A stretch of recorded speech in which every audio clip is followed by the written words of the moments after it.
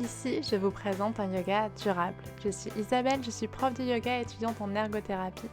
Et aujourd'hui, je réponds à vos questions pour adapter nos pratiques. Hello et bienvenue dans une nouvelle vidéo de yoga sur mesure pour répondre aujourd'hui à une question qui va mêler à la fois yoga et à la fois ostéopathie.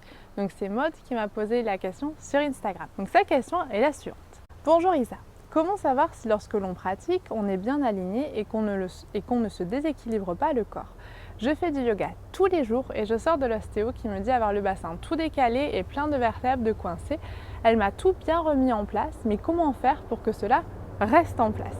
Merci à toi pour ta réponse. Merci Maud pour cette question et j'en profite juste pour vous dire que si vous aussi vous avez des questions, n'hésitez pas à les poser, je me ferai un plaisir d'y répondre ou d'inviter d'autres personnes pour essayer de compléter mes réponses. C'est ce que je fais aujourd'hui en invitant Samuel qui est ostéopathe. J'apprécie beaucoup ce qu'il fait sur Instagram, son compte c'est Sam Ostéo. Il partage des conseils santé aussi en accord avec le yoga car il est ostéopathe et pratiquant de yoga. Donc du coup avoir son avis est très précieux aujourd'hui. Samuel va donc commencer à répondre à la question et je vous retrouve juste après pour 3 conseils. Bonjour à tous, je m'appelle Samuel Delacroix, je suis ostéopathe et Isa m'a posé une question. Est-ce qu'on peut se décaler des vertèbres pendant les asanas, en faisant le yoga? Alors, déjà pour commencer, je dois vous dire que les vertèbres décalées, c'est un mythe. Si vous pouvez tous les jours faire vos activités, travailler, etc., c'est que tous les vertèbres sont à leur place. Quand une vertèbre est véritablement décalée, c'est quand elle sort de son axe. Ça, c'est un acte médical, c'est traumatique, c'est pathologique. Quand on se décale une vertèbre, on se le fait dans un grave accident ou avec des pathologies très graves et avancées. La sensation de vertèbre décalée, cette sensation un petit peu gênante que nous pouvons avoir, mais il s'avère que notre corps, lui, peut percevoir la modification de tension des fascias des muscles. C'est-à-dire que profondément, dans la colonne, à côté de notre colonne vertébrale, il y a beaucoup de muscles, il y a beaucoup de tissus comme des ligaments, des fascias qui entourent, qui protègent, qui mobilisent la colonne. Mais ces petits muscles-là, par moment, ils peuvent se contracter, ils peuvent être hypersensibles. Et ça peut se connecter avec beaucoup de choses différentes, que ce soit des émotions fortes, que ce soit des petits mouvements répétés, etc. Notre corps, lui, va nous informer à chaque instant de nouvelles sensations. Si nous avons un peu cette sensation d'une vertèbre un petit peu gênante, un petit peu appuyée, mais tout de suite notre cerveau va le percevoir. Nous sommes des êtres sensibles. Ce que nous allons faire avec les postures, avec le yoga, c'est travailler avec cette conscience du corps. C'est pour ça que l'erreur qu'on fait souvent dans le yoga, c'est nous concentrer sur l'esthétique de la posture, plutôt que sur la conscience que nous avons de notre corps, plutôt que sur la conscience, sur le détail de notre anatomie, sur la profondeur de notre posture, de notre conscience, de notre colonne. Et quand votre ostéopathe va vous dire vous avez le bassin décalé, vous avez votre colonne décalée, mais ce sont des croyances. Ce n'est pas juste parce que rien n'est vraiment décalé. Nous ne remettons rien en place parce que tout est en place. Ce que nous faisons, c'est aider votre cerveau, aider votre perception à s'ajuster. Et dès que vous allez vous concentrer sur cette sensation sur votre corps, mais tout de suite, notre mécanique, nos muscles vont se modifier. C'est pour ça qu'il est très important dans chaque posture de se concentrer sur comment notre corps est, comment on ressent dans cette posture-là, pour aider lentement et avec douceur chaque muscle, chaque partie de notre anatomie à s'adapter. C'est pour ça que chacun a une posture différente, chacun a une particularité et c'est important de développer son individualité dans les asanas. Et en ostéopathie, pareil, dans la thérapie manuelle, on va vous accompagner à débloquer des situations pour que votre perception de votre corps soit ajustée, soit concrète. Donc une vertèbre décalée, le bassin décalé, tout ça, ça fait partie de votre nature. La symétrie n'existe pas dans le corps. C'est très important à comprendre. Nous ne pouvons pas faire des mouvements symétriques tous les jours.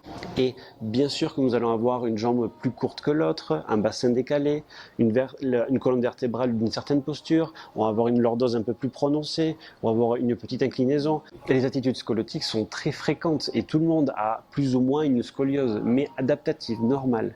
Donc notre corps, lui, exprime tout ce que vous vivez à chaque instant. Et le yoga est là pour ça, pour concrétiser, pour vous aider à vous donner une discipline et une conscience de votre corps. J'espère que j'ai bien répondu à ces questions.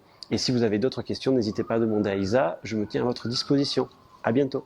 Merci beaucoup Samuel. Pour compléter tout ça, j'avais envie de vous partager 3 astuces concrètes à mettre en place sur le tapis pour justement réussir à mieux ressentir ce qui se passe dans notre corps. Donc pour se concentrer sur les sensations, la première chose à faire est d'écouter les instructions plutôt que d'essayer de reproduire la posture que l'on voit sur les élèves à côté, sur le professeur, sur la vidéo YouTube.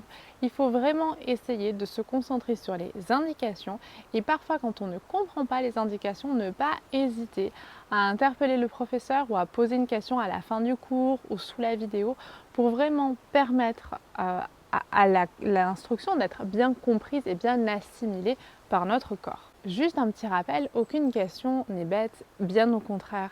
Et un enseignant de yoga est là pour vous aider à comprendre les instructions et pour vous aider à les assimiler et à les appliquer. Donc n'hésitez pas, je sais que parfois c'est un peu difficile, mais posez vraiment toutes vos questions à chaque fois que vous sentez qu'une instruction, soit vous ne la comprenez pas, parfois ça arrive, moi ça m'arrive très régulièrement, soit vous n'arrivez pas à l'intégrer dans votre corps et dans votre pratique. Et peut-être que l'instruction n'est pas celle qu'il vous faut pour vous. Donc c'est super important de poser des questions pour trouver les variantes qui vous sont adaptées. Ensuite, la deuxième astuce, mais celle-là, je vous rabâche les oreilles là-dessus, c'est utiliser des props, tout ce qui va être accessoires de yoga, les briques, les chaises, le mur, la sangle. Tout ça, en fait, ça va vraiment vous aider à adapter la posture à votre corps et non pas l'inverse.